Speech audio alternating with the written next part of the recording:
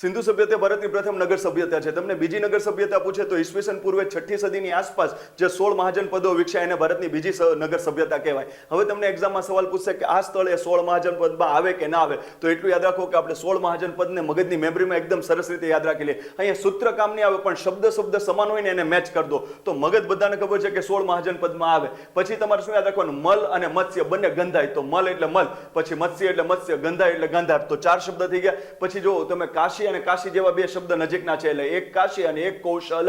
અને એવી જ રીતના બીજું તમે યાદ રાખો કે વત્સ હોય ને એટલે કે મારો શિષ્ય, એને હું એમ કહું છું કે બોજો થોડો મારા પરથી ઓછો કર, તો વત્સ અને કંબોજ. પછી જેની પાસે સુરવીર જેવી સેના હોય તો એ કોઈનો પણ અંત લાવી દે, તો સુરસેન સાથે યાદ રાખો કે અવંતી, અંત એટલે કે અવંતી. એવી જ રીતના તમે યાદ રાખો કે અશ્વ છે ને એનું અંગ વજ્ર જેવું છે, તો અશ્વક, અંગ અને વજી. અને એવી જ રીતના તમે મહાભારત યાદ હોય ને તો એટલું યાદ રાખજો, એમાં પાંચાલી હતા, પાંડવ હતા, તો પાંડવને કેવું કહેવાતું હતું? કુરુ નરેશ, તો પાંચાલ અને કુરુ. અને એ જ મહાભારતમાં જ્યારે શ્રી કૃષ્ણ ભગવાનની સામે શિશુપાલ આવે છે અને એનો વધ કરવામાં આવે છે, તો શિશુપાલ એ ચેદી વંશમાંથી આવતા હતા. તો ત્રણેયને મહાભારતની દૃષ્ટિએ ભેગા રાખો, પાંચાલ, કુરુ અને ચેદી, 16 મહાજનપદ. GK short. અને ડિટેલમાં ભરવું હોય તો આગળની રીલ્સ જોજો અને સાધ્યમની એપ ડાઉનલોડ કરો.